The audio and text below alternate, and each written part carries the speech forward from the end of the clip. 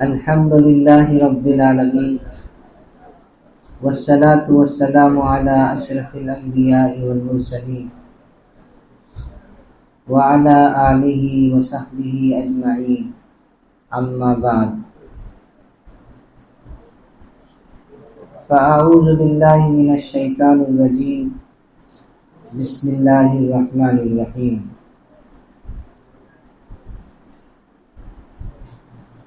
ان الذين آمنوا وعملوا الصالحات واقاموا الصلاة وآتوا الزكاة لهم اجرهم عند ربهم ولا خوف عليهم ولا هم يحزنون۔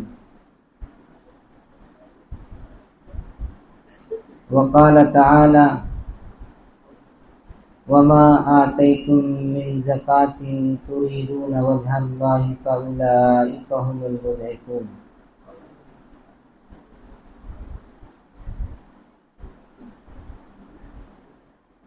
وقال تعالى: ولا يحسبن الذين يبخلون بما آتاهم الله من فضله هو خيرا لهم بل هو شر لهم سيطوقون ما بخلوا به يوم القيامة۔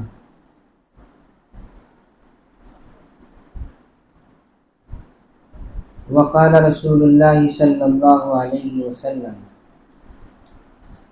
ان اللہ لم یفرض الزکاة الا لیطیب ما بقی من اموالکم، او کما قال رسول اللہ صلی اللہ علیہ وسلم۔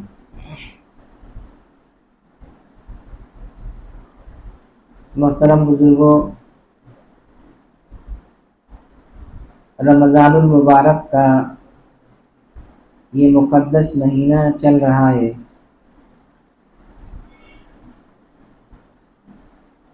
اب یہ مہینہ قریب الختم ہے، آج اس کا 24واں روزہ ہے۔ کچھ ہی دنوں میں ہم سے یہ مبارک مہینہ رخصت ہو جائے گا۔ وہ مہینہ جو ہمیں ہر کام کی ترتیب دے کر جاتا ہے۔ اگر ہم دیکھیں تو اس مبارک مہینے میں جس حسن ترتیب کے ساتھ ہم سب اپنے کام کو انجام دیتے ہیں، سال کے اور دوسرے مہینوں میں ہم اس ترتیب سے انجام نہیں دے پاتے۔ کھانا پینا ہو اور دوسرے آرام کرنے کا وقت ہو اور دوسرے جو بھی کام ہیں بہت ہی ترتیب سے ہوتے ہیں۔ ہم بولتے ہیں نا، ایک رولنگ بیڈ آتی ہے، لیکن یہ حسن ترتیب ہماری سال بھر 11 مہینوں میں کسی مہینے میں نہیں بیٹھ پاتی۔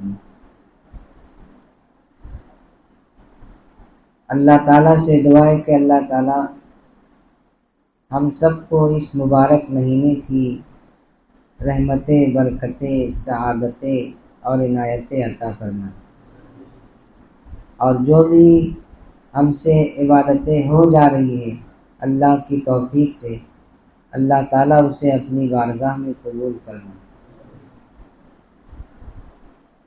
چونکہ رمضان کے مبارک مہینے میں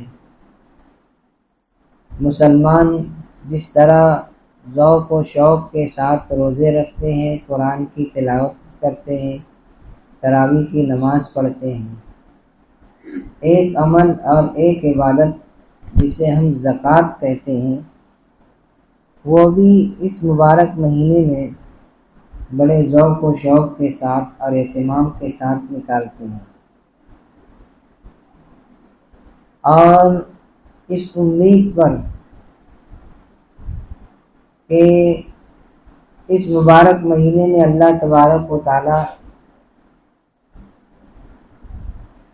ایک فرض کا ثواب 70 فرضوں کے برابر عطا فرماتے ہیں۔ تو زکوٰۃ چونکہ فرض عبادت ہے، ہم اس مبارک مہینے میں زکوٰۃ نکال کر 70 گنا ثواب حاصل کر لیں گے۔ اس نیت سے بہت سارے مسلمان زکوٰۃ اس مبارک مہینے میں ادا کرتے ہیں، نکالتے ہیں۔ لیکن اگر دیکھا جائے تو زکوٰۃ اہتمام کے ساتھ نکالنے والے اور پوری جس کو کہیں گے پورا حساب کتاب کر کے زکوٰۃ نکالنے والے مسلمان صرف 30-40% لوگ ہی ہوتے ہیں۔ باقی 60% لوگ مسلمان ایسے ہوتے ہیں جو زکوٰۃ تو نکالتے ہیں لیکن اہتمام سے نہیں نکالتے، جتنا سمجھ میں آ گیا دے دیے، اور اندازاً اس پچھلے سال اتنا دیے تو چلو اتنا دے دو، بڑھا کے دے دو بس۔ تو 60% لوگ ایسے ہیں جو صحیح اہتمام کے ساتھ نہیں نکالتے۔ تو چونکہ آخری عشرہ چل رہا ہے، رمضان کا مبارک مہینہ ختم ہونے میں بھی ہے، ہمارے یہاں خانقاہ یعقوبیہ کا جو نظام ہے کہ آخری عشرے میں مختلف عنوانات پر علماء کرام سے کچھ وقت ان سے باتیں سنی جاتی ہیں، یہ بہت ہی اچھی ترتیب ہے۔ آج چوتھا روز ہے، مجھ بندہ ناچیز کو زکوٰۃ کے فضائل و مسائل پر کچھ گفتگو کرنے کا اور لوگوں کے سامنے اس سے متعلق باتیں رکھنے کا حکم دیا گیا ہے۔ میں چاہتا ہوں کہ مختصراً آپ کے سامنے کچھ زکوٰۃ کے فضائل اور مسائل بیان کروں۔ اللہ تعالیٰ ہم سب کو کہنے سننے سے زیادہ عمل کی توفیق عطا فرمائے۔ زکوٰۃ جو ہے اسلام کے اہم رکنوں میں سے ہے۔ نبی کریم صلی اللہ علیہ وسلم نے اسلام کے 5 اہم رکن بیان فرمائے۔ ان 5 اہم رکنوں میں سے ایک رکن زکوٰۃ بھی ہے۔ رکن کہتے ہیں جس پر عمارت کی بنیاد رہتی، ٹکی ہوئی رہتی۔ معلوم یہ ہوا کہ جس طرح عمارت جن ستونوں پر کھڑی ہے ان میں سے اگر کوئی ستون کمزور ہے تو اس جانب سے اس عمارت کو خطرہ لاحق رہتا ہے، گرنے کا ڈر رہتا ہے اور عمارت گر جاتی ہے۔ اسی طریقے سے جو 5 رکن ہیں اسلام کی، وہ 5 رکنوں جب مضبوط رہیں گے تو اسلام کی بنیاد قائم رہے گی، اور جو رکن کمزور ہو جائے گا اس طرف سے اسلام ہمارا کمزور ہو جائے گا، پھر اسلام کی بنیاد وہ کب بھی ڈھل سکتی ہے، دوسرے اور رکن جو ہے وہ اس کو پھر سنبھال نہیں پائیں گے۔ اس لیے 5 رکنوں کو مضبوطی کے ساتھ تھامے رکھنے کا نام اسلام ہے، اس کے مطابق اپنی زندگی صحیح رخ پر گزارنے کا نام اسلام ہے۔ تو ان 5 رکنوں میں سے ایک رکن زکوٰۃ بھی ہے۔ اس کی اہمیت کا اندازہ ہم اس بات سے لگا سکتے ہیں کہ قرآن کریم میں اللہ تبارک و تعالیٰ نے 82 مقامات پر زکوٰۃ کو نماز کے ساتھ ذکر کیا۔ 82 مقامات، اقیموا الصلاۃ وآتوا الزکاۃ، یقیمون الصلاۃ ویؤتون الزکاۃ۔ 82 مقامات ایسے ہیں جہاں اللہ تعالیٰ نے نماز کے ساتھ زکوٰۃ کو ذکر کیا۔ پھر وہ آیتیں الگ ہیں جن میں صرف زکوٰۃ کا تذکرہ ہے۔ اس سے معلوم ہوتا ہے کہ کتنی اہم ہے زکوٰۃ۔ سن 2 ہجری میں زکوٰۃ فرض ہوئی اور رمضان کے روزوں سے پہلے فرض ہوئی، صدقہ فطر سے پہلے بھی فرض ہوئی۔ اللہ تبارک و تعالیٰ نے جب زکوٰۃ فرض فرمائی تو نبی کریم صلی اللہ علیہ وسلم نے بھی اس کا اہتمام فرمایا کہ جن لوگوں کو بھی اسلام کی دعوت دیتے تھے ان کو نماز کے ساتھ ساتھ زکوٰۃ کی ادائیگی کا بھی حکم فرماتے تھے۔ قرآن کریم میں اللہ تبارک و تعالیٰ نے جگہ جگہ زکوٰۃ کا تذکرہ کر کے اس کی اہمیت کو واضح فرمایا۔ اور کہیں پر اس پر کامیابی کا وعدہ فرمایا ہے، کہیں پر اس پر رحم و کرم کرنے کا اللہ تعالیٰ نے اعلان کیا۔ ان الذین آمنوا وعملوا الصالحات واقاموا الصلاۃ وآتوا الزکاۃ لہم اجرہم عند ربہم ولا خوف علیہم ولا هم یحزنون۔ بے شک جو لوگ ایمان لائے، نیک اعمال کیے، نماز قائم کرتے ہیں، زکوٰۃ ادا کرتے ہیں، تو ان کا اجر ان کے پروردگار کے پاس طے ہے۔ ولا خوف علیہم ولا هم یحزنون، اور نہ ان پر کوئی خوف اور ڈر ہوگا اور نہ ہی وہ غمگین۔ دوسری جگہ اللہ تبارک و تعالیٰ ارشاد فرماتے ہیں کہ جو لوگ نماز قائم کرتے ہیں، زکوٰۃ ادا کرتے ہیں اور اللہ کے رسول کی اطاعت کرتے ہیں تو ایسے لوگوں پر اللہ تبارک و تعالیٰ رحم فرمائیں گے۔ معلوم یہ ہوا کہ اگر ہم یہ چاہتے ہیں کہ اللہ تعالیٰ کا رحم و کرم ہم پر شامل حال رہے تو ہم کو نماز قائم کرنا پڑے گا، زکوٰۃ ادا کرنا۔ نبی کریم صلی اللہ علیہ وسلم نے زکوٰۃ کی فرضیت اور اس کی افادیت، اس کی فضیلت کو بھی بیان فرمایا ہے۔ اللہ تعالیٰ نے کس مقصد کے لیے یہ زکوٰۃ فرض کی ہے؟ وہ مقصد کیا ہے کہ زکوٰۃ کے ذریعے سے امت سے غریبی اور محتاجگی کو ختم کیا جائے۔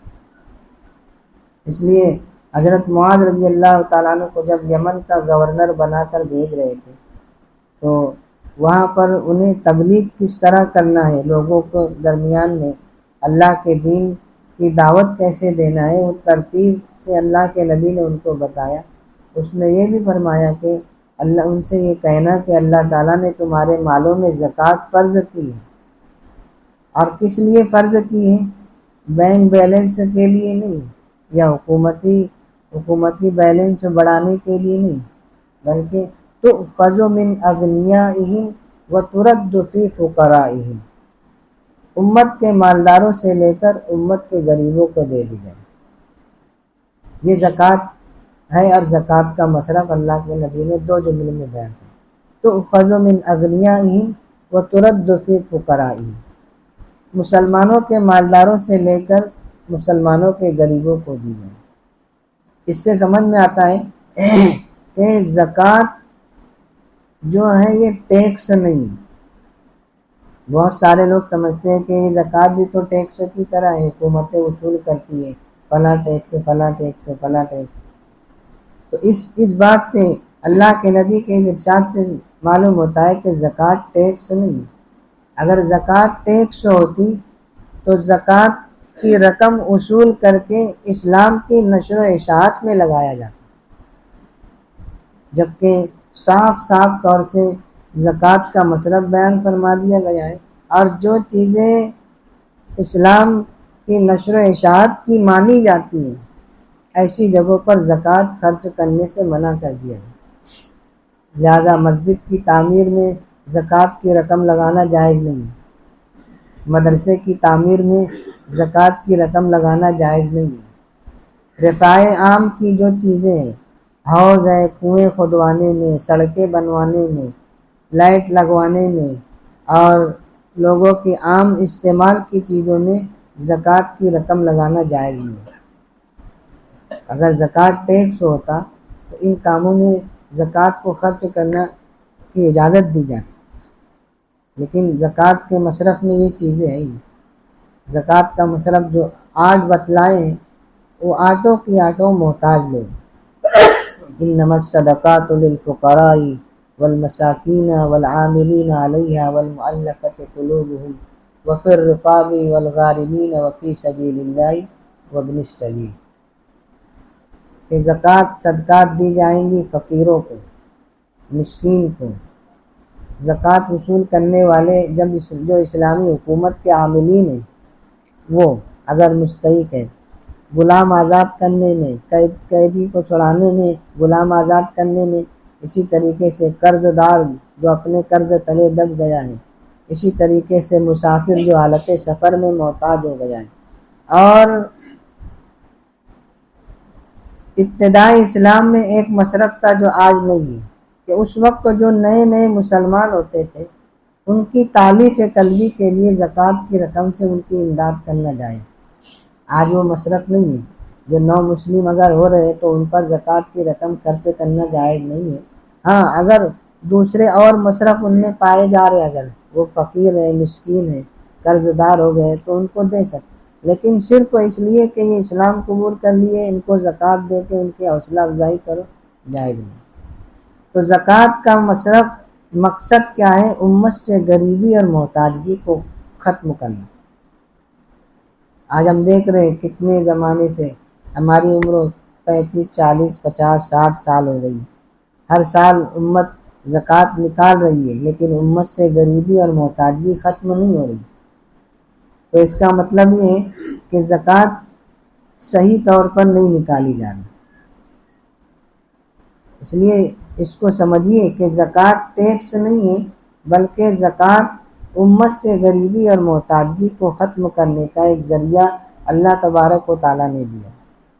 اور پھر زکوٰۃ آدمی جو ادا کرتا ہے اس سے اس کو خود بھی فائدہ پہنچتا ہے اور اس کے مال کو بھی فائدہ پہنچتا ہے۔ زکوٰۃ کے اگر ہم لغوی معنی دیکھیں تو زکوٰۃ کے لغوی معنی دو آتے ہیں۔ ایک زکوٰۃ کے لغوی معنی آتے ہیں طہارت اور پاکی کے۔ معلوم یہ ہوا کہ آدمی جب اپنے مال کی زکوٰۃ ادا کرتا ہے تو اس کا مال پاک ہو جاتا ہے۔ مال پاک ہو جاتا ہے کائے سے؟ شر سے۔ اس کا شر کیا ہے؟ مال ہلاک ہونے سے، ضائع ہو جانے سے مال محفوظ ہو جاتا ہے۔ اسی طریقے سے زکوٰۃ ادا کرنے والے کی بھی طہارت ہو جاتی ہے، پاکی ہو جاتی ہے کہ اس سے مال کی محبت اور ریاکاری یا تکبر یہ سب باطنی مرض اس سے ختم ہو جاتا ہے زکوٰۃ ادا۔ اور ایک معنی آتے ہیں زکوٰۃ کے نمو کے، یعنی بڑھوتری کے۔ زکوٰۃ ادا کرنے سے انسان کے مال میں بڑھوتری ہوتی ہے۔ لوگوں کے ذہن میں سوال پیدا ہوگا کہ مال کیسے بڑھتا ہے؟ ہم تو دیکھتے ہیں کہ ہمارے پاس اگر 1,00,000 روپے ہیں، ہم نے اس کی زکوٰۃ اگر ادا کی 2,500 روپے تو ہمارے تو 2,500 کم ہو گئے، اور آپ تو کہہ رہے ہیں کہ زکوٰۃ سے مال میں بڑھوتری ہوتی ہے۔ تو بڑھوتری کے علماء نے دو معنی بیان کیے۔ ایک معنی یہ ہے کہ اللہ تبارک و تعالیٰ اس مال میں، جس مال کی زکوٰۃ ادا کر دی گئی ہے، بقیہ مال میں اللہ تبارک و تعالیٰ برکت عطا فرمائے۔ برکت کس طریقے سے؟ کہ اللہ تبارک و تعالیٰ کم سے کم خرچ میں انسان کا زیادہ سے زیادہ کام نکال لے۔ کم سے کم خرچ میں اللہ تعالیٰ زیادہ سے زیادہ کام نکال لے، اس اعتبار سے بڑھوتری ہو۔ اور ایک معنی بڑھوتری کے آخرت کے اعتبار سے، حدیث پاک میں آتا ہے، اللہ کے نبی صلی اللہ علیہ وسلم نے ارشاد فرمایا کہ تم جو کچھ بھی مال اللہ کی راہ میں خرچ کرتے ہو تو خدائے رحمان اس کو اپنے ہاتھ پر پروان چڑھاتا ہے، پرورش کرتا ہے۔ جس طریقے سے تم اپنے جانور کے بچے کی پرورش کرتے ہو اور اس کی نشو و نما کرتے ہو اور اس کو بڑا کرتے ہو، جانور کا بچہ رہتا ہے، اس کو ہم پالتے پوستے یہاں تک کہ وہ بڑا ہو جاتا ہے، ایسے ہی جو کچھ تم بھی خرچ کرتے ہو وہ خدائے رحمان اس کو، اس کی پرورش کرتے ہیں یہاں تک کہ قیامت کے دن اللہ تعالیٰ اس کو پہاڑوں کے برابر کر کے پیش کرے۔ 1 روپیہ ہم نے خرچ کیا، 10 روپیہ خرچ کیا، اللہ تعالیٰ قیامت تک اس کو پہاڑوں کے برابر بنا دے۔ اس اعتبار سے بڑھوتری۔ مولانا اشرف علی تھانوی صاحب نور اللہ مرقدہ زکوٰۃ ادا کرنے پر جو ظاہری کمی آتی ہے اس کمی کی مثال دیتے ہیں بہت شاندار، کہ یہ جو زکوٰۃ ادا کرنے پر مال میں جو کمی آئی ہے وہ کمی ایسی ہی ہے کہ جیسے ہم میں سے کسی کے پاس 1,00,000 روپے ہے، اس نے اس 1,00,000 روپے میں سے 50,000 روپے اٹھا کر بینک میں جمع کر دی۔ بینک میں جب جمع کیے تو یہ کمی ہوئی کہ نہیں؟ ہمارے پاس 1,00,000 تھا، 50,000 ہی رہ گئے، ہم نے جمع کر دیا وہاں پر۔ بس وہ زکوٰۃ ادا کرنے پر جو کمی ہمارے مال میں آ رہی ہے وہ اسی طریقے پر آ رہی ہے۔ کہ انسان جو 50,000 اٹھا کر بینک میں جمع کیا ہے اسے اطمینان ہوتا ہے کہ میں نے 50,000 روپے اٹھا کر رکھ دیے، یہ کل کے مجھے کوئی ضرورت پیش آئے گی، میرا جو آڑا وقت آئے گا میرے آڑے وقت میں وہ کام آئے گا۔ اسی طریقے سے تم نے جو زکوٰۃ نکالی ہے اپنے مال کی، وہ خدا کی بینک میں جمع ہو گیا ہے، کل کے جب قیامت کے دن تمہارا آڑا وقت ہوگا، سب سے زیادہ محتاجگی کا وقت ہوگا، اس وقت یہ تمہارا زکوٰۃ ادا کیا ہوا مال تمہارے کام میں۔ اسی طریقے سے زکوٰۃ ادا کرنے پر اللہ کے نبی صلی اللہ علیہ وسلم نے ارشاد فرمایا کہ انسان جب مال کی زکوٰۃ ادا کرتا ہے تو اس کے مال کا شر ختم ہو جاتا ہے۔ من ادا زکوٰۃ مالہ فقد ذہب عنہ شرہ، جو اپنے مال کی زکوٰۃ ادا کر دیتا ہے اس کے مال کا شر ختم ہو جاتا ہے۔ مال کا شر کیا ہے؟ کہ مال ضائع ہو جانے سے، چوری ہو جانے سے، آگ لگ جانے سے، ڈاکہ پڑ جانے سے محفوظ ہو جاتا ہے۔ اسی لیے وہ واقعہ ہے نا، اللہ کے نبی صلی اللہ علیہ وسلم ایک مرتبہ حرم کعبہ میں بیٹھے ہوئے تھے، حتیم میں ایک شخص نے اللہ کے نبی صلی اللہ علیہ وسلم کے پاس تذکرہ کیا کہ فلاں شخص کے لوگوں کا بہت بڑا نقصان ہو گیا ہے۔ اللہ کے نبی صلی اللہ علیہ وسلم نے ارشاد فرمایا کہ کسی بھی جنگل میں یا سمندر میں جس شخص کا مال ضائع ہوتا ہے وہ زکوٰۃ ادا نہ کرنے کی وجہ سے ہوتا ہے۔ اس لیے حسنوا اموالکم بالزکاۃ، اپنے مالوں کو زکوٰۃ کے ذریعے سے محفوظ رکھو، اپنے مالوں کو زکوٰۃ کے ذریعے سے محفوظ کرو۔ اللہ کے نبی صلی اللہ علیہ وسلم نے اس زکوٰۃ کی اہمیت کو بیان کرتے ہوئے ارشاد فرمایا کہ من لم یود فلا صلاۃ، من لم یزکی فلا صلاۃ له، جو اپنے مال کی زکوٰۃ ادا نہیں کرتا ہے اس کی نماز بھی قبول نہیں ہوتی۔ اتنی سخت بات اللہ کے نبی نے کہ جو اپنے مال کی زکوٰۃ ادا نہیں کرتا ہے اللہ تعالیٰ اس کی نماز بھی قبول نہیں کرتا۔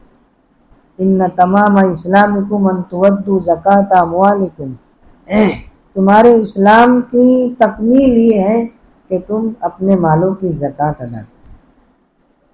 قرآن کریم میں بھی اللہ تبارک و تعالیٰ نے وہ لوگ جو اپنے مالوں کی زکوٰۃ ادا نہیں کرتے ہیں سخت وارننگ اللہ کے نبی نے دی۔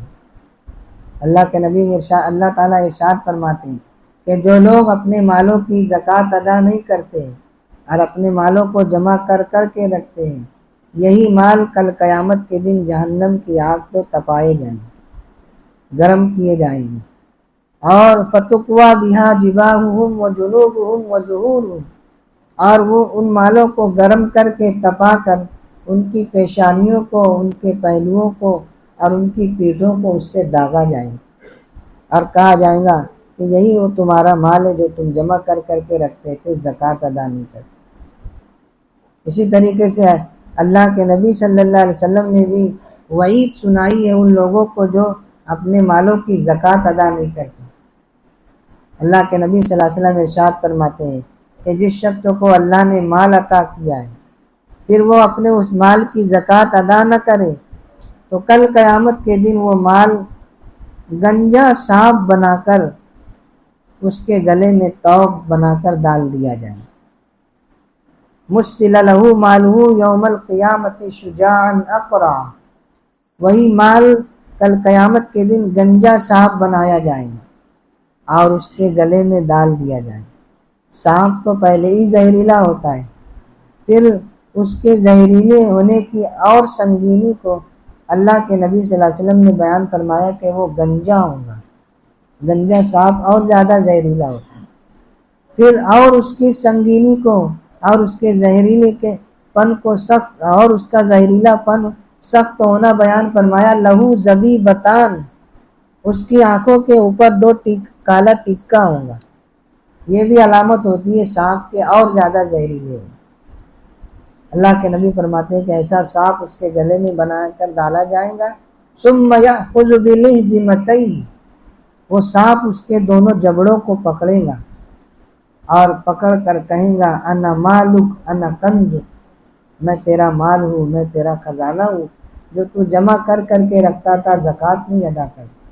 پھر اللہ کے نبی نے اپنی اس ارشاد کی تائید میں قرآن پاک کی آیت تلاوت فرمائی، وَلَا يَحْسَبَنَّ الَّذِينَ يَبْخَلُونَ بِمَا آتَاهُمُ اللَّهُ مِنْ فَضْلِهِ هُوَ خَيْرًا لَهُمْ بَلْ هُوَ شَرٌّ لَهُمْ، کہ جو لوگ اپنے مالوں کو جمع کر کے رکھتے ہیں، بخیلی کرتے ہیں، زکوٰۃ ادا نہیں کرتے، تو وہ یہ مت سمجھو کہ ان کے لیے یہ بھلائی کا پیش خیمہ ہے، بلکہ یہ ان کے لیے شر ہے، ان کے لیے کل قیامت کے دن عذاب الہی کا پیش خیمہ ہوگا، کہ وہی مال ان کو توق بنا کر گلے میں ڈال دیا جائے۔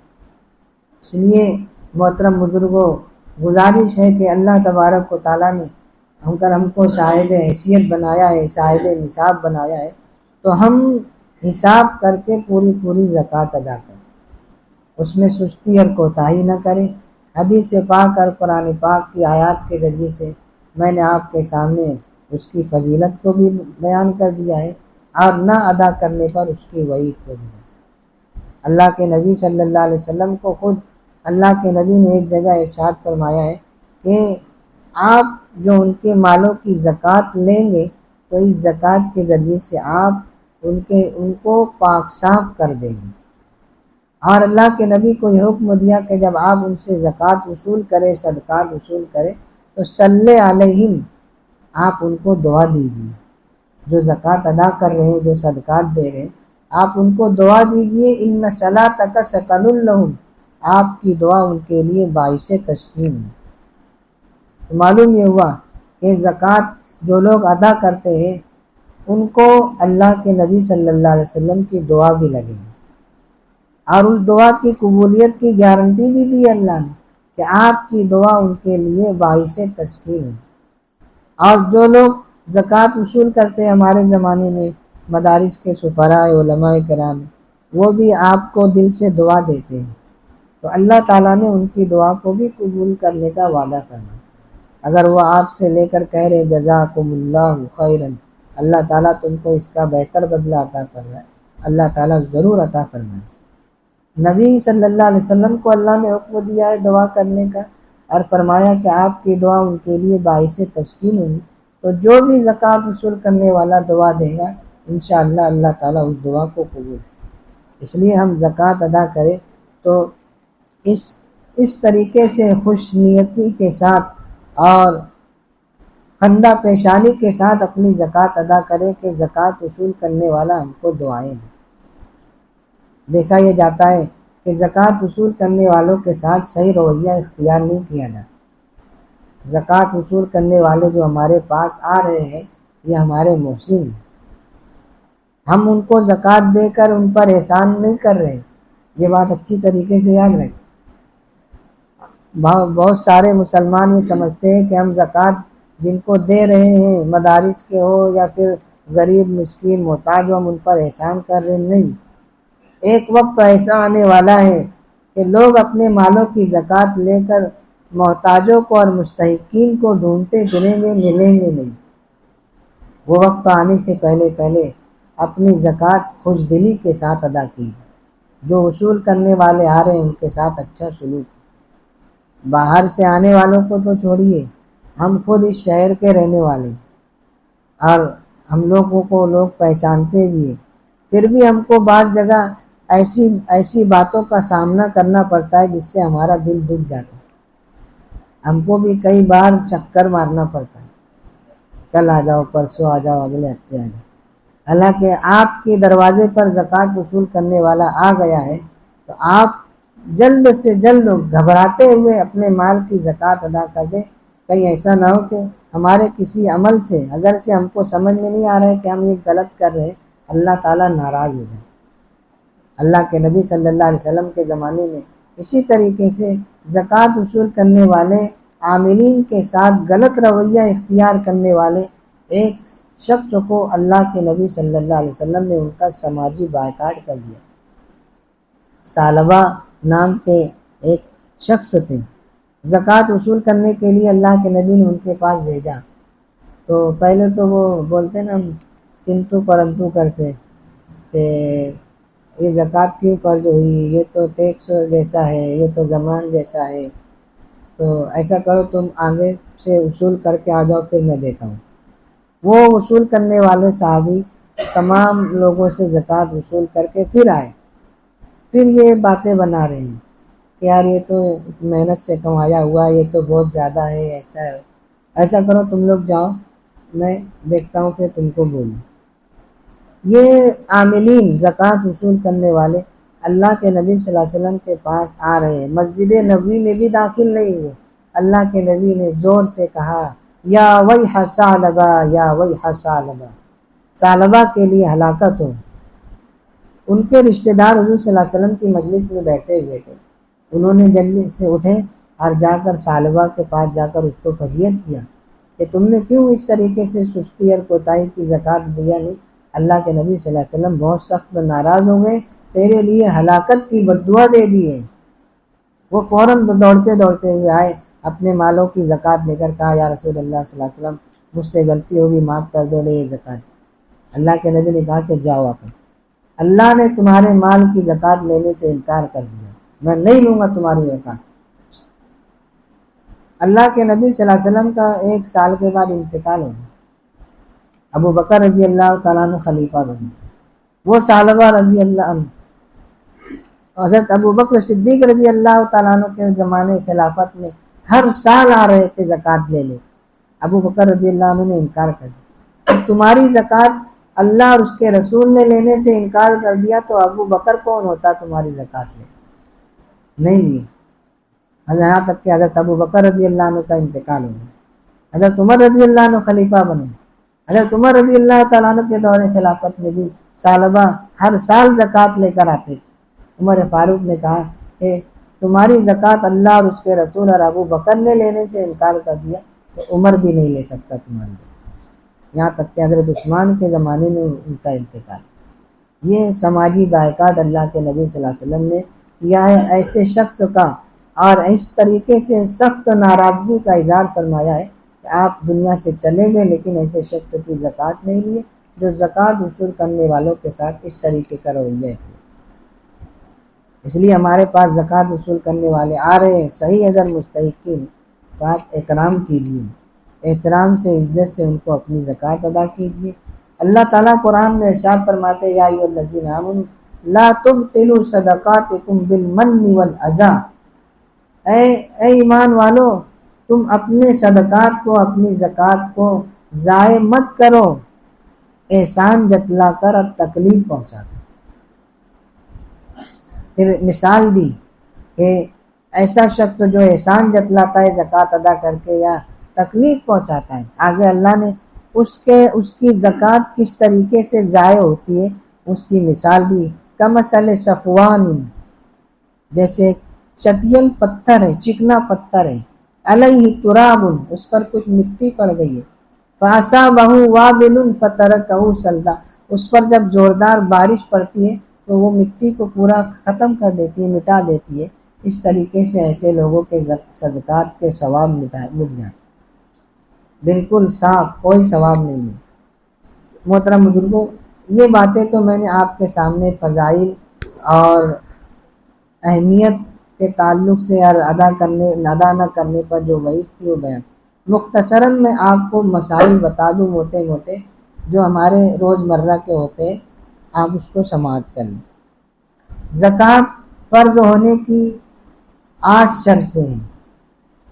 پہلی شرط مسلمان ہونا، دوسری شرط عاقل ہونا، تیسری شرط بالغ ہونا، چوتھی شرط صاحب نصاب ہونا، پانچویں شرط نصاب پر سال گزرنا، اور چھٹی شرط حاجتیں ضروریہ جو ہے، حاجت اصلیہ سے بچا ہوا ہونا، ساتویں شرط قرض سے بچا ہوا ہونا، اور 8ویں شرط ہے مال نامی۔ انہی 8 شرطوں کی روشنی میں مسائل آپ کو بتا دے رہا ہوں۔ جو شرطیں بیان کی گئی اس سے یہ معلوم ہوا کہ جو شخص عاقل نہیں ہے، یعنی جو شخص پاگل ہے، اگر سے وہ صاحب نصاب ہے، اس کے مال میں زکوٰۃ فرض نہیں۔ اسی طریقے سے بالغ میں نے کہا، اس سے معلوم ہوتا ہے کہ نابالغ کے مال پر زکوٰۃ فرض نہیں۔ نابالغ بچہ بچی اگر ان کو کسی کی طرف سے سونا چاندی ملا ہے، روپے پیسے میں، اگرچہ وہ نصاب کے برابر ہو تب بھی ان کے اوپر زکوٰۃ فرض نہیں۔ اسی طریقے سے شرط بتائی میں نے نصاب کا مالک ہونا۔ نصاب شریعت نے جو مال کی مقدار طے کی ہے اس کو نصاب کہتے ہیں۔ چاندی کا نصاب ہے 52.5 تولہ چاندی، سونے کا نصاب ہے 7.5 تولہ چاندی، اور روپے پیسے جو کیش ہے اگر وہ 52.5 تولہ چاندی کی قیمت کے برابر ہے تو اس پر زکوٰۃ فرض ہوگی۔ اگر 52.5 تولہ پورا چاندی نہیں ہے، 7.5 تولہ پورا چاندی نہیں ہے، اور کیش رقم بھی اتنی نہیں ہے تو تینوں کو ملایا جائے گا، تینوں کی رقم ملائی جائیں گی اور ملا کر دیکھا جائے گا کہ یہ رقم 52.5 تولہ تک پہنچتی ہے کہ نہیں۔ 52.5 تولہ چاندی کی قیمت آج کے حساب سے جو چاندی کا ریٹ چل رہا ہے 42,000 روپے ہوتی ہے، تو 42,000 روپے یہ ہمارا نصاب ہے آج کے دور۔ تو 42,000 روپے اگر کسی کے پاس کیش ہے یا سونا چاندی اور کیش رقم ملا کے 42,000 روپے ہوتے ہیں، یا صرف سونا چاندی ملا کر ہو رہے ہیں، یا صرف چاندی اور کیش رقم ملا کر ہو، تینوں میں سے جس کو بھی جوڑ کر 52.5 تولہ چاندی یعنی 42,000 روپے تک ہو جا رہی ہے رقم، تو اس پر زکوٰۃ فرض ہو جائے گی۔ نصاب پر سال گزرنا شرط ہے، یعنی جو ہمارے پاس آج نصاب ہے یہ اگر ہمارے پاس سال بھر رہا ہے تو اس پر زکوٰۃ فرض ہوگی۔ اسی کے ساتھ یہ بات یاد رکھیے کہ نصاب کے اوپر سال گزرنا جو شرط ہے اس کے لیے ہے جو ہمارے پاس آج، یعنی اس مال کے ذریعے سے آج ہی ہم صاحب نصاب ہوئے۔ اگر ہم پہلے سے صاحب نصاب ہیں یعنی مالوں کی زکوٰۃ ادا کرتے آ رہے ہیں، درمیان میں ہمارے پاس کوئی مال آ رہا ہے، ادھاری مل رہی ہے، بسی اڑ گئی ہے، انعام مل گیا ہے، وراثت میں پیسہ ہمارا مل گیا ہے، یا ادھاری جو تھی وہ مل گئی ہے، تو اب اس نئے مال پر سال گزرنے کا راستہ نہیں دیکھا جائے، اگرچہ وہ ایک دن پہلے ہی ہمارے پاس کیوں نہ ہے۔ اگر میں 24 روزوں کو زکوٰۃ نکالتا ہوں، حساب کرتا ہوں، میرے پاس 22 روزے کو 23 روزے کو میراث مل گئی، مجھے انعام مل گیا، قرضہ مل گیا، جو ادھاری تھی وہ مل گیا، جو بھی رقم میرے پاس آئی ہے، آج اگر میں حساب کرنے بیٹھ رہا ہوں میرے پاس وہ رقم ہے تو اس کو بھی جوڑا جائے گا، اس پر الگ سے سال گزرنے کا انتظار نہیں کیا جائے، ہے نا۔ اسی طریقے سے حاجت اصلیہ سے زائد چیزوں پر زکوٰۃ واجب ہوتی ہے۔ حاجت اصلیہ کیا ہے؟ انسان کے رہنے کی اور انسان کے جو زندگی گزارنے کی جو چیزیں ہیں اور انسان کی ضروریات کی جو چیزیں وہ حاجت اصلیہ کہلاتی ہے، اس میں زکوٰۃ واجب نہیں ہوتی۔ رہنے کا مکان ہے، اسی طریقے سے کپڑے ہیں، گھر کے ساز و سامان ہیں، فرنیچر ہیں، اسی طریقے سے انسان جس موٹر سائیکل سواری کے ذریعے سے کرایہ کماتا ہے، رکشہ چلاتا ہے، ٹیمپو چلاتا ہے، ٹرک چلاتا ہے جس پہ مال لے کر جاتا ہے، ان چیزوں پر، ان سواریوں پر زکوٰۃ واجب نہیں ہے۔ ٹرک، ٹیمپو ہے اور رکشہ ہے، ان سواریوں پر زکوٰۃ واجب۔ اسی طریقے سے مشینوں پر زکوٰۃ واجب نہیں ہے جس کے ذریعے سے انسان مال تیار کرتا ہے۔ اسی طریقے سے کاریگری کے جو اوزار ہیں اس پر بھی زکوٰۃ واجب نہیں ہے، یہ حاجت اصلیہ میں آتی ہے۔ اسی طریقے سے یہ کہا گیا کہ قرض سے بچا ہوا ہو، یعنی آپ پر جو قرض ہے، اگر آپ کے پاس جتنی رقم ہو رہی ہے آپ کے اوپر جو قرض ہے آپ اس سے مائنس کر دیجیے اور جتنا بچ رہا ہے اس کی زکوٰۃ نکالیں۔ لیکن قرض وہ بہت سارے لوگ قرض یعنی بیوی کے مال کی زکوٰۃ دینے میں اپنا قرض موجتے یہ نہیں چلیں گے۔ اگر بیوی کے اوپر زکوٰۃ فرض ہو رہی ہے تو جتنی زکوٰۃ فرض ہو رہی ہے وہ ادا کرنا پڑے گا، آپ کے قرضوں کو ادھر نہیں شمار کیا جائے۔ اسی طریقے سے مال تجارت میں زکوٰۃ فرض ہوتی ہے۔ مال تجارت بولے تو جس کے ذریعے سے ہم تجارت کرتے ہیں، تو اس سے معلوم ہوتا ہے کہ ہماری دکان چاہے کسی بھی چیز کی، اسپیئر پارٹ کی ہو، کلر کی ہو، بیٹری کی ہو، اسی طریقے سے میڈیکل اسٹور ہے یا کرانہ دکان ہے، ہم زکوٰۃ نکالنے کے لیے جب حساب کر رہے ہیں تو وہ پورے مال کو بھی موجا جائے، میری دکان میں کتنا مال ہے اور اس کی قیمت فروخت کی قیمت لگائی جائے۔ میں نے اگر 10 میں سامان لایا ہے اور بکے گا 15 کا تو 10 نہیں موجوں گا، جتنے میں بکیں گی اتنا موجے ہے، چاہے جس چیز کی بھی دکان۔ اسی طریقے سے اگر ہم گیارج والے ہیں یا اور کوئی دوسری دکان والے، ہماری دکان میں بھنگار جمع ہو رہا ہے، بھنگار جمع کرتے ہیں نا بھنگار، تو وہ بھنگار کو بھی موجہ جائے گا زکوٰۃ ادا کرنے۔ اندازہ لگا لو، یا تو موجو بیچو، بیچ کے اس کی قیمت موجو، یا پھر اندازہ لگا لو کہ اتنا کلو ہوگا، اتنے کلو کے حساب سے اتنا یہ آپ کے پاس یہ مالیت ہے، اس کی بھی زکوٰۃ ادا کریں۔ تو بنگار چاہے وائر ہو، پرانے ہو، لوہے کے ہو، اسپیئر پارٹ کے جونے چیز ہو، وہ سب کو بھی موجہ ہے۔ اسی طریقے سے آدمی بعض رقم جو ہے اپنی ضرورت کے لیے رکھتا ہے، عید بعد بیٹے کی شادی کرنا ہے، بچوں کی شادی کرنا ہے، عید بعد عمرہ کرنے جانا ہے، یا ابھی اس سال حج کے لیے جانا ہے، اسی طریقے سے گھر بنانا ہے عید کے بعد، بقرعید کے بعد، جو رقم رکھے ہمارے پاس ہے اس کو بھی حساب میں موجہ جائے گا، اس کی بھی ذکر۔ اگر پیسہ بھر دیے ہم نے حج کے لیے تو وہ بھرا ہوا پیسہ نہیں موجہ جائے، اگر ہم نے اپنے پاس رکھا ہے تو وہ رکھا ہوا پیسہ جائے کسی بھی ضرورت کے لیے ہو، اگر ہم آج حساب کر رہے تو اس کو حساب میں موجہ جائے گا۔ اسی طریقے سے جو پیسہ ہم بینک میں جمع کیے اس کو بھی حساب میں موجہ جائیں گے۔ سال گزرنے کے لیے آپ یہ یاد رکھیے کہ اگر ہم آج اس سال نئے صاحب نصاب اگر ہو رہے تو اس پر سال موجہ جائیں گے، اور اگر پہلے سے زکوٰۃ ہم پر فرض ہوتی چلی آ رہی ہے تو درمیان میں جو بھی مال آئے گا اس پر الگ سے سال نہیں موجہ جائیں گے، بلکہ اس کو ایک دن ہی کیوں نہ ہوا اس کو بھی حساب میں موجہ جائیں گا۔ اسی طریقے سے زمین پلاٹ وغیرہ جو ہوتے ہیں، بہت سارے لوگوں کی زمینیں ہوتی ہیں، پلاٹ ہوتے ہیں، وہ پیسہ نہیں رکھ کے اپنے پاس زمین لے لیتے ہیں کہ بھائی آگے چل کر اس کا کچھ رقم ہم کو زیادہ مل جائے۔ تو جن لوگوں کے پاس زمین ہے، پلاٹ ہے، اگر اس پر مکان تعمیر کرنے کے لیے رکھیں کہ وہاں گھر بنانا ہے تو پھر اس پر زکوٰۃ فرض نہیں ہے۔ لیکن اگر یہ نیت ہے کہ اس کو بیچ کے ہم فلاں جگہ مکان لیں گے یا اپنا جو زمین ہے شہر میں اس پر مکان تیار کریں گے، تو جتنی کی آج فروخت ہوں گی آج کی قیمت کے حساب سے اس کی قیمت موج کر اس کی زکوٰۃ ادا کی جائے۔ اسی طریقے سے پرائیویٹ فنڈ ہوتا ہے سرکاری ملازمین کو، جو ان کی تنخواہ میں سے کاٹ کر جمع ہوتا ہے، پھر جب وہ ریٹائر ہوتے ہیں تو پوری رقم ان کو اس کے ساتھ کچھ رقم ملا کر بطور انعام کے دی جائے۔ تو یہ جو پرائیویٹ فنڈ ہے اس پر زکوٰۃ ابھی واجب نہیں ہے، جب وہ ملیں گا ہم کو ریٹائرڈ ہونے پر، اس کے بعد اگر وہ نیا نصاب ہے تو سال گزرنے کے بعد اس کی زکوٰۃ ادا کی جائے، پچھلے سالوں کی زکوٰۃ اس پر واجب نہیں ہے۔ اور جو رقم ہم خود سے بینکوں میں جمع کرا رہے ہیں تو جتنی بھی رقم جمع کر رہے ہیں اس میں پورے کی زکوٰۃ واجب ہے۔ اسی طریقے سے بسی کا معاملہ رہتا ہے، بسی بھرتے ہیں ہم، تو جتنی رقم ہم بھر چکے ہیں اتنی کی زکوٰۃ ادا کرنی پڑی، یا اگر بسی اڑ گئی ہے، اب مثال کے طور پر 1.5 لاکھ بسی اٹھی ہے، تو یہ دیکھا جائے گا کہ ہم نے کتنے ہفتے اس میں بھرے ہیں۔ اگر 40,000 بھر چکے، 50,000 بھر چکے تو وہ 40-50,000 کی زکوٰۃ واجب ہوگی۔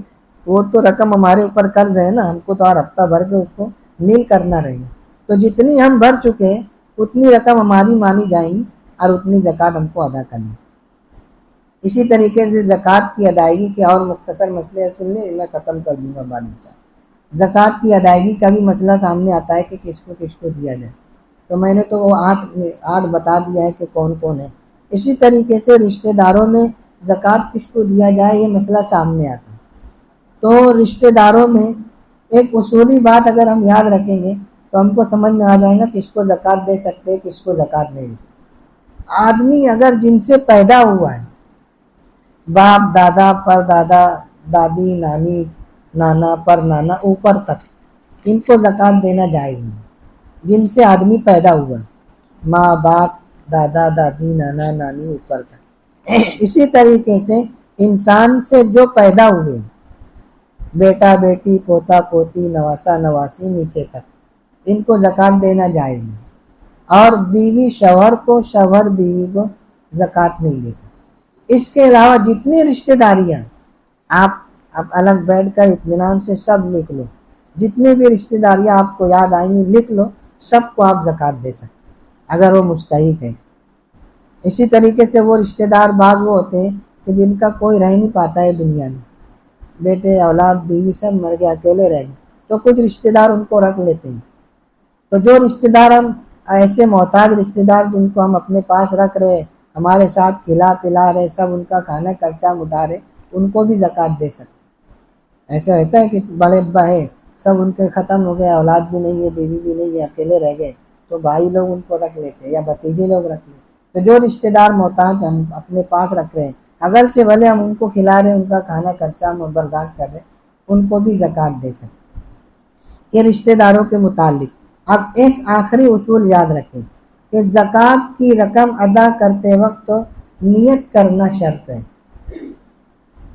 اگر بغیر نیت کے ہم نے کسی کو رقم دی ہے، بعد میں اس میں زکوٰۃ کی نیت کرنے جائیں گے تو زکوٰۃ ادا نہیں۔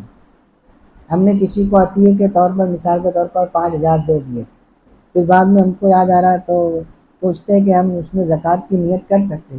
نہیں کر سکتے۔ آپ نے ادائیگی کے وقت تو عطیے کی نیت کی نہیں۔ اسی طریقے سے بعض لوگ کسی کو ادھار دیتے ہیں، 10,000 ادھار دیے ہیں، اب وہ ادا نہیں کر پا رہے، تو کیا اس میں زکوٰۃ کی نیت کر لوں گے؟ تو نہیں ہو۔ زکوٰۃ ادا کرتے وقت زکوٰۃ کی نیت شرط ہے۔ بغیر زکوٰۃ کی ادائیگی کے دی گئی رقم میں بعد میں زکوٰۃ کی نیت نہیں کر سکتے۔ اسی طریقے سے زکوٰۃ کی رقم جس مستحق کو دے رہے ہیں اس کو مالک بنانا شرط ہے۔ لہذا اگر ہمارے مکان میں، ہماری دکان میں اگر کوئی مستحق آدمی اگر کرایہ دار ہے تو اس کے کرائے میں زکوٰۃ کی نیت کریں گے تو زکوٰۃ ادا نہیں ہوگی۔ کرایہ دار ہے، زکوٰۃ یعنی رقم کرایہ ادا نہیں کر پا رہا ہے، 2 مہینہ 3 مہینے کا کرایہ ہو گیا، تو کیا ہم اس میں زکوٰۃ کی نیت کر لیں؟ نہیں ہوگی۔ یہاں تو زکوٰۃ کی رقم دے کر مالک بنانا نہیں پائے گا۔ اس لیے زکوٰۃ کی رقم سے لاوارث لاش کی تجہیز و تکفین پر خرچ کرنا بھی جائز نہیں۔ لاوارث لاش میں اس کے تجہیز و تکفین میں اس کی زکوٰۃ کی رقم ادا کرنا لگانا جائز نہیں۔ اسی طریقے سے میت کا قرضہ بھی زکوٰۃ کی رقم سے ادا کرنا جائز نہیں۔ مرنے والا مرا، 50,000 روپے اس پہ وہ ہے قرض، کوئی صاحب حیثیت لے کر قرض داروں کو دے دے تو اس کا قرضہ ادا نہیں ہو۔ ہاں اس کے کسی رشتہ دار کو جو مستحق ہے زکوٰۃ، ہم نے اس کو مالک بنا دیا، وہ اس کا قرضہ ادا کرے تو یہ چل جائے، لیکن ڈائریکٹ قرض داروں کو ادا کرنے سے، زکوٰۃ کی رقم دینے سے میت کا قرضہ ادا نہیں ہو۔ اسی طریقے سے زکوٰۃ کی رقم صرف مسلمان مستحق کو دینا جائے، غیر مسلم فقیر کو زکوٰۃ کی رقم دینا جائز نہیں ہے۔ اسی طریقے سے جو پیشہ ور فقیر ہیں، ان کی زندگی کا پیشہ ہی ہے فقیری مانگنا، ایسے لوگوں کو بھی زکوٰۃ کی رقم دینا جائز نہیں۔ آج یہی وجہ ہے کہ امت سے جو غریبی ختم نہیں ہو رہی ہے، زکوٰۃ ادا ہو رہی ہے، اس کے باوجود ہم لوگ ادا کرنے میں بھی سستی کرتے ہیں۔ جس طریقے سے حساب کتاب صحیح کر کے زکوٰۃ ادا کرنا ضروری ہے، اسی طریقے سے صحیح مستحق تک زکوٰۃ پہنچانا بھی لازم ہے۔ ہم لوگ اٹھے تجھے چلتے پھرتے فقیروں کو دے دیتے، وہ جان چھڑاتے جیسے نہیں۔ امت سے غریبی اور محتاجگی ختم کرنے کے مقصد کے لیے زکوٰۃ فرض ہوئی ہے، تو ہم ڈھونڈ کر صحیح مستحق تک اپنے زکوٰۃ کی رقم کو پہنچائیں۔ اللہ تبارک و تعالی ہم سب کو کہنے سننے سے زیادہ عمل کی توفیق عطا فرمائے۔ آمین وآخر دعوانا الحمدللہ۔ سبحان اللہ بحمدہ عدد خلقہ ورضا نفسہ وزنۃ عرشہ ومداد کلماتہ۔ یا رب صلی وسلم دائما ابدا علی حبیبک خیر خلقہ۔ اے اللہ ہمارے گناہوں کو معاف فرما، ہماری خطاؤں سے درگزر فرما، ہماری سیئات کو حسنات سے مبدل فرما۔ اے رحیم آقا، اے کریم آقا، آپ نے اپنی توفیق سے ہم کو اس سال کا یہ ماہ مبارک عطا فرمایا۔ آج اس کے 24 روزے ہو چکے ہیں۔ اے اللہ ہم نے روزے بھی رکھے، تراویح بھی پڑھی، قرآن کی تلاوت بھی کی، نوافل کا اہتمام بھی کیا۔ اے اللہ ہم سب کی عبادات کا حال آپ بخوبی جانتے ہیں۔ اے اللہ ہم نے جو بھی ٹوٹی پھوٹی عبادتیں انجام دی ہیں، اے اللہ آپ اسے قبول فرما لیجیے۔ اے اللہ آپ اسے مردود نہ قرار دیجیے۔ اے اللہ ہم کو محروم نہ کیجیے۔ اے اللہ اگر آپ قبول نہ کریں گے تو ہماری محنت بیکار چلے گی۔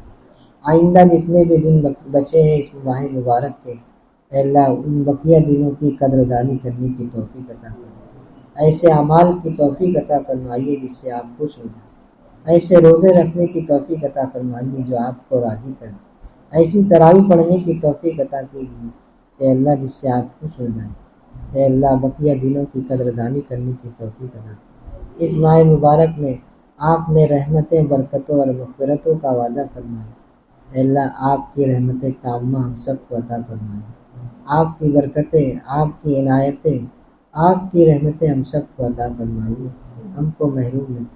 اے اللہ بھلے ہی ہم گناہ گار بندے ہیں، لیکن اے اللہ اس دنیا میں، اس شہر میں بہت سارے تیرے ایسے نیک بندے ہوں گے جن کا تیرے یہاں پر مقام و مرتبہ ہوگا، اے اللہ ان مقرب شخصیتوں کے طفیل ہم آپ سے مانگتے ہیں، اے اللہ ان کے طفیل ہماری عبادتوں کو قبول کریں، ان کی برکتوں سے اے اللہ ہم سب کو بھی قبولیت عطا فرما دیجیے، اے اللہ ہماری مغفرت فرما دیجیے، ہمارے والدین کی مغفرت فرما دیجیے، ہماری بیویوں کی مغفرت فرما دیجیے، ہمارے بچوں کی مغفرت فرما دیجیے، ہمارے رشتہ داروں کی مغفرت فرما دیجیے، ہمارے اساتذہ کی مغفرت فرما دیجیے، ہمارے علماء اور مشائخ کی مغفرت فرما دیجیے، تمام امت مسلمہ کی مردوں اور عورتوں کی مغفرت فرما دیجیے، اے اللہ مسلمانوں کو عافیت عطا فرمائیے، ہر جگہ کے مسلمانوں کو آپ امن، سکون اور سلامتی عطا فرمائیے، ہر طرح کے حالات ان پر سے ہٹا دیجیے، اے اللہ ہر طرح کی مشکلات سے ان کی حفاظت فرمائیے، خاص طور سے اے اللہ فلسطین کے مسلمانوں کی مدد فرمائیے، اے اللہ بہت پریشانی کے عالم میں وہ وقت گزار رہے ہیں، اے اللہ لیکن ہم ان کی زندگیاں دیکھتے ہیں، ان کے ایمان اور ان کے یقین کو دیکھتے ہیں تو ہمارا ایمان اور یقین ہم کو کچھ بھی نظر نہیں آتا، اے اللہ ایسے سخت سے سخت ترین حالات میں بھی وہ تیری طرف رجوع ہو رہے ہیں، تیری طرف لو لگا رہے ہیں، تجھ سے راضی اور تجھ کو راضی کرنے والے اعمال کر رہے ہیں، اے اللہ وہ بھوکے ہیں آپ ان کو کھانا کھلا دیجیے، وہ ننگے ہیں اللہ ان کو آپ کپڑا عطا کر دیجیے، اے اللہ وہ ایک زمانے سے خوف کے عالم میں زندگی گزار رہے ہیں، اے اللہ آپ بس کر دیجیے، ان کو امن و سلامتی عطا فرما دیجیے، اے اللہ یہودیوں کا قبضہ ان پر سے ہٹا دیجیے، اے اللہ یہودیوں کے شر سے ان کی حفاظت فرما دیجیے، مسجد اقصیٰ کو اے اللہ یہودیوں کے ناپاک پنجے سے آزاد کر دیجیے، اے اللہ ہمارے مقدر میں یہ لکھ دیجیے کہ ہماری زندگی میں ہم اپنی آنکھوں سے دیکھیں کہ قبلہ اول مسجد اقصیٰ مسلمانوں کے قبضے قدرت میں آ چکا ہے، اے اللہ ہم نے جب سے ہوش سنبھالا ہے ہم دیکھ رہے ہیں فلسطین کے مظلوم مسلمانوں کی زندگیاں کیسی گزر رہی ہیں، اے اللہ آپ نے تو ہم کو بہت کچھ عطا کیا ہے، افطار کرنے کے لیے بیٹھتے ہیں دسترخوان پر طرح طرح کی انواع و اقسام کی چیزیں اللہ تو نے ہم کو عطا فرمائی ہے، وہ سوکھی روٹیاں کھا رہے ہیں، پانی میں چنے ابال کر، چاول ابال کر کھا رہے ہیں، اللہ پھر بھی وہ تیرا شکر ادا کر رہے ہیں، اللہ ان تمام نعمتوں کو جو تو نے ہم کو عطا فرمایا ہے صحیح شکر گزاری ادا کرنے کی توفیق عطا فرما، اللہ ہم تو اس لائق نہیں تھے کہ ہمارے دسترخوان اتنے سجے ہوئے نظر آئے، لیکن اللہ تو نے اپنی توفیق سے یہ ساری نعمتیں ہم کو عطا فرمائی ہے، اللہ آخر تک زندگی کی آخری سانس تک آپ ہم کو اسی طرح اپنی نعمتیں عطا فرماتے رہیے اور اس پر شکر گزاری کرنے کی توفیق عطا فرمائیے، آپ کی اطاعت و فرما برداری والی زندگی عطا فرمائیے۔ آخر میں ہم سب پھر آپ سے درخواست کرتے ہیں کہ اللہ مظلوم فلسطینی مسلمانوں کی مدد فرمائیے، اب ان کو امن و سلامتی عطا فرما دیجیے، عالم اسلام کے مسلمانوں کو ان کی طرف متوجہ کر دیجیے، صاحب اقتدار مسلمانوں کو ان کی مدد کے لیے کھڑا کر دیجیے، ان کے دلوں میں ان کے تئیں محبت اور حمیت کو اجاگر کر دیجیے، اے اللہ تمام عالم کے مسلمانوں کے ایمان، جان و مال، عزت و آبرو کی حفاظت فرما، خاص طور سے ہمارے ملک ہندوستان کے مسلمانوں کو بھی اللہ امن و سلامتی عطا فرمائے، اے اللہ آج باطل طاقتیں، اسلام دشمن طاقتیں شریعت میں مداخلت کر رہی ہیں، ہر روز طلوع ہونے والا سورج ملک کے مسلمانوں کے لیے نئی نئی تباہی کی خبر لا رہا ہے، اے اللہ ہم آپ سے دعا کرتے کہ اللہ ہمارے اوپر ایسے حکمراں کو مسلط کیجیے، ایسے حکمراں کو مقرر کیجیے جو ہم کو صحیح طور پر امن سلامتی کے ساتھ دین اسلام اور شریعت اسلام کے ساتھ عمل کرنے کے راستے ہموار کر دے گا، ہمارے درمیان رکاوٹیں نہ ڈالے۔ اے اللہ ہم اقتدار نہیں چاہتے ہیں، اے اللہ ہم کرسی نہیں چاہتے ہیں، ہم تو آپ سے یہ درخواست کرتے ہیں کہ ایسے بادشاہ کو مقرر کیجیے، ایسے بادشاہ کو مسلط کیجیے جو اسلام اور مسلمانوں کے تئیں اپنے دلوں میں ہمدردی رکھتا ہو۔ اے اللہ ہم سب کی دعاؤں کو محض اپنے فضل و کرم سے حضور پاک علیہ السلام کی برکتوں سے قبول فرما لیجیے۔ صلی اللہ تعالی علی خیر خلقہ محمد وعلی آلہ وصحبہ اجمعین برحمتک یا ارحم الراحمین۔